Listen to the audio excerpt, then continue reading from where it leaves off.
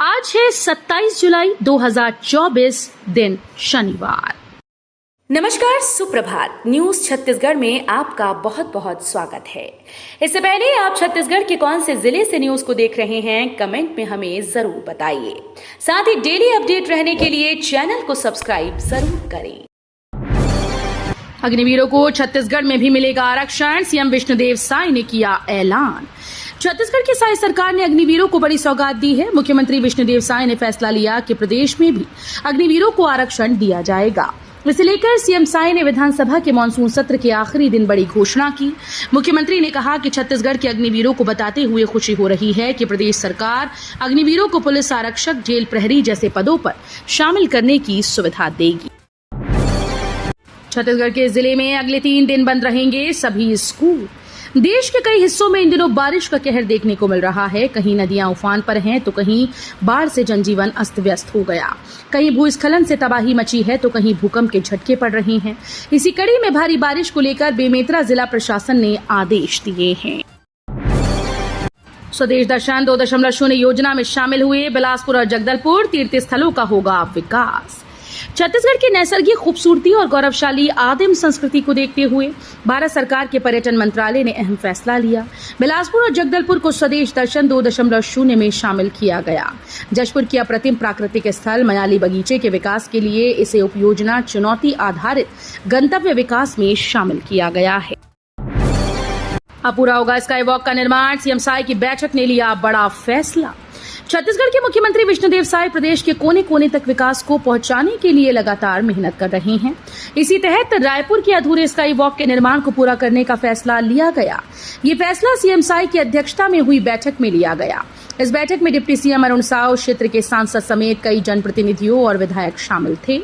बता दें कि स्काई वॉक रायपुर के शारदा चौक से तात्यापारा चौक के बीच में है। ब्लैक बोर्ड पर लिखकर दी धमकी, 15 अगस्त तक स्कूल को बम से उड़ा देंगे। छत्तीसगढ़ के एक सरकारी स्कूल को बम से उड़ाने की धमकी दी गई। एक अज्ञात व्यक्ति ने स्कूल के ब्लैक बोर्ड पर लिखकर धमकी दी कि स्कूल को 15 अगस्त तक बम से उड़ा दिया जाएगा। शिकायत मिलने के बाद पुलिस मामले की जांच में जुट गई है। ओपी बोले, जमीनों की रजिस्ट्री होगी पेपरलेस, ऐप भी बनाएंगे। छत्तीसगढ़ में जमीनों के पंजीयन के लिए रजिस्ट्री दफ्तरों को पेपरलेस करने की तैयारी की जा रही है। इसके तहत एक मोबाइल तैयार करवाया जा रहा है, जिसके माध्यम से जल्द ही लोगों को घर बैठे रजिस्ट्री की सुविधा प्रदान की जाएगी। आवास और पर्यावरण मंत्री ओपी चौधरी ने प्रश्नकाल के दौरान एक सवाल के जवाब में ये बातें कही।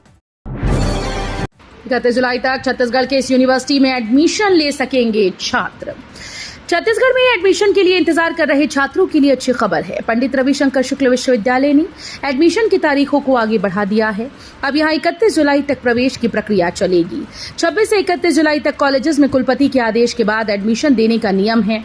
अब छात्र आराम से इन 4 दिनों में भी एडमिशन ले सकते हैं। प्रदेश में अभी शिक्षा सत्र 2024-25 के लिए सभी कॉलेजेस में BA, BSc, BBA, BCom समेत बाकी के ग्रेजुएशन पाठ्यक्रमों के लिए एडमिशन हो रहा है। बस्तर के 1048 गांव में शुरू हुई 4G सेवा, 222 टावर एक्टिव। BSNL ने संभाग में 222 नए टावर्स के साथ अपनी 4G सेवा देने की तैयारी में है। इसका काम तेजी से चल रहा है।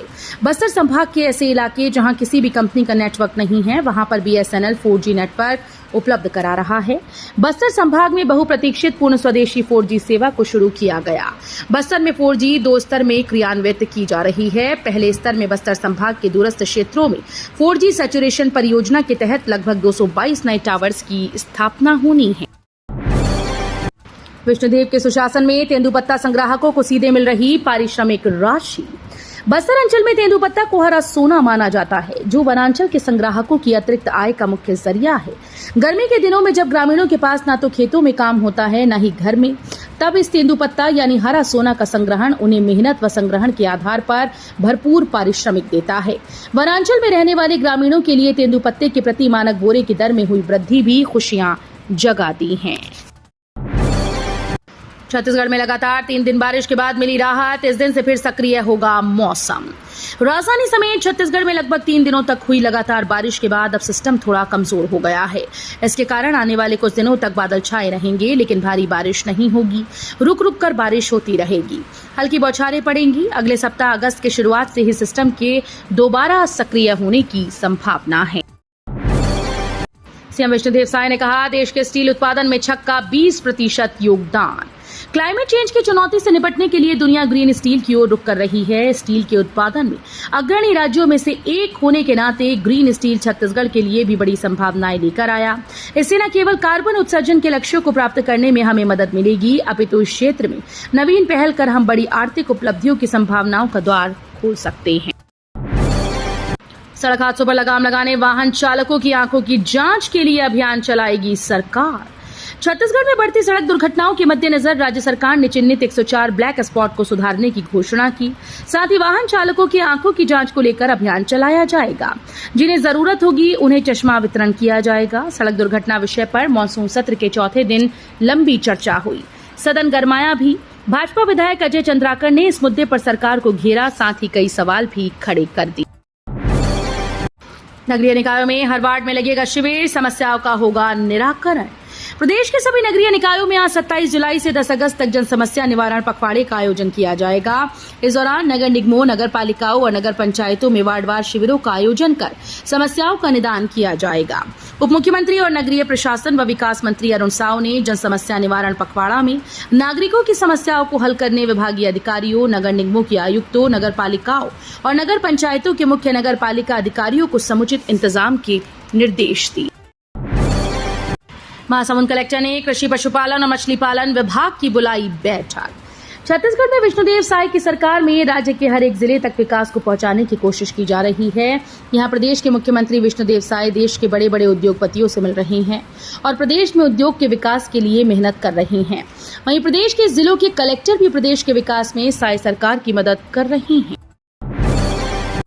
छत्तीसगढ़ की साय सरकार का युवाओं को जॉब ऑफर। एमपी सरकार लगातार प्रदेश के हितों के लिए काम कर रही है। प्रदेश के युवाओं के लिए नई नई योजनाएं लाकर उन्हें आगे बढ़ने के साथ साथ आत्मनिर्भर बनाने की कोशिश में लगी हुई है। इसी के अंतर्गत केंद्र सरकार की महत्वाकांक्षी योजना आत्मनिर्भर भारत योजना की झलक आने वाले इस दिनों में जिले में भी दिखाई देगी। छत्तीसगढ़ विधानसभा में गूंजा दवा खरीदी और उपकरण खरीदी में अनियमितता का केस। छत्तीसगढ़ विधानसभा में मानसून सत्र के दौरान दवा खरीदी और उपकरण खरीदी में अनियमितता का मामला गूंजा। भाजपा विधायक धर्मलाल कौशिक ने ध्यानाकर्षण के जरिए दवा खरीदी और उपकरण खरीदी का मुद्दा उठाया। धर्मलाल कौशिक ने सदन में कहा कि बड़े पैमाने पर भ्रष्टाचार हुआ है, क्या इसकी जांच कराई जाएगी? जिसके जवाब में स्वास्थ्य मंत्री श्याम बिहारी जायसवाल ने कहा कि 3 IAS अधिकारियों की कमेटी जांच कर रही है। जीपीएम कलेक्टर ने किया स्कूल का आकस्मिक निरीक्षण, अध्ययन अध्यापन के स्तर की जांच। गौरेला पेंड्रा मरवाही जिले की कलेक्टर लीना कमलेश मंडावी ने गौरेला विकासखंड के झगराखांड और धनौली के प्राइमरी, मिडिल, हाई स्कूल और हायर सेकेंडरी स्कूल का आकस्मिक निरीक्षण किया। इस दौरान उन्होंने शिक्षकों और विद्यार्थियों की उपस्थिति, स्कूल का संचालन व्यवस्था और अध्ययन अध्यापन के स्तर की जांच की। सीएम साय की खास पहल, नक्सल पीड़ित परिवारों को मिलेगी अनुकंपा नियुक्ति। मुख्यमंत्री विष्णुदेव साय की पहल पर राज्य के सभी वर्गों के विकास के लिए कल्याणकारी योजनाओं का त्वरित क्रियान्वयन कर लाभान्वित किया जा रहा है। इसी के तहत नक्सली हिंसा में मृतक के परिजनों को छत्तीसगढ़ शासन की पुनर्वास नीति के तहत शासकीय सेवा में अनुकंपा नियुक्ति प्रदान की जा रही है। बीजापुर जिला स्तरीय पुनर्वास समिति की बैठक में नक्सल पीड़ित परिवारों के 58 लोगों को अनुकंपा नियुक्ति देने का निर्णय लिया गया। निकाय चुनाव के लिए परिसीमन में रायपुर के 70 वार्ड की बदली तस्वीर, जहां 5 साल कराया काम। नगर निगम के परिसीमन का प्रकाशन हो चुका है। इसके लिए अब सप्ताह भर का वक्त दावा आपत्ति के लिए रखा गया, लेकिन परिसीमन में सभी 70 वार्ड की तस्वीर बदल चुकी है, जिसके चलते नगर निगम की राजनीति गर्मा गई। आलम यह है कि जिन क्षेत्रों में वार्ड के पार्षदों ने 5 साल तक काम कराया, वही हिस्सा उनके वार्ड से परिसीमन में गायब हो चुका है। छत्तीसगढ़ के 5 लाख वनाधिकार पट्टाधारियों की बदलेगी किस्मत। वन अधिकार पट्टाधारियों के लिए छत्तीसगढ़ सरकार ने काफी बड़ी राहत दी। दरअसल अब वन अधिकार पट्टाधारियों की मृत्यु के बाद वारिसान के नाम पर पट्टा नामांतर आसानी से हो पाएगा। बस्तर जिले में इसकी शुरुआत हो चुकी है। बस्तरिया आइडिया के बाद प्रदेश में यह कानून बना और इसे लागू करने वाला बस्तर पहला जिला है। कमाल का स्मार्ट ऐप ज्ञानपथ सीयू की नई उड़ान।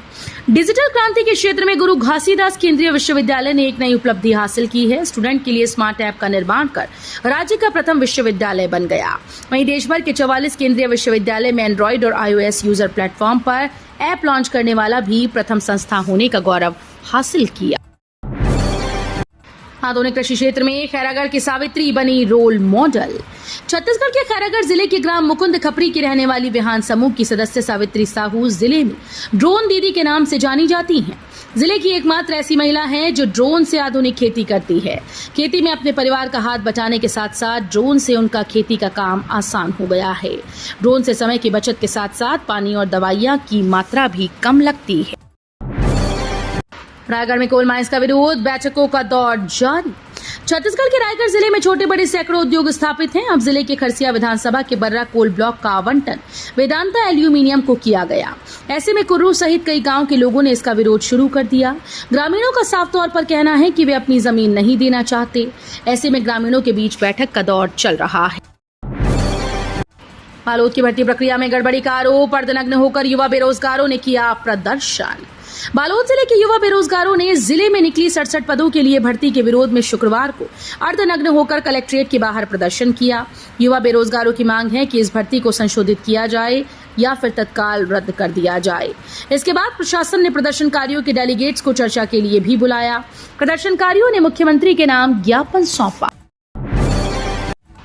राजनांदगांव में काम में लापरवाही के कारण 5 सचिव सस्पेंड, ग्रामीणों ने की थी शिकायत। छत्तीसगढ़ के राजनांदगांव जिले में जिला पंचायत सीईओ सुरुचि सिंह ने लापरवाही बरतने पर 5 सचिवों को निलंबित किया। सीईओ ने ग्रामीणों से प्राप्त शिकायतों की जांच के बाद पंचायत सचिवों पर कार्रवाई की। जनपद पंचायत डोंगरगढ़ में आने वाले ग्राम पंचायत मेढ़ा के पूर्व सचिव और वर्तमान सचिव ग्राम पंचायत कोलिहापुरी प्रकाश राम टेके और पूर्व सचिव और वर्तमान सचिव ग्राम पंचायत औरदा मनहरण राउतरे को सस्पेंड किया गया है।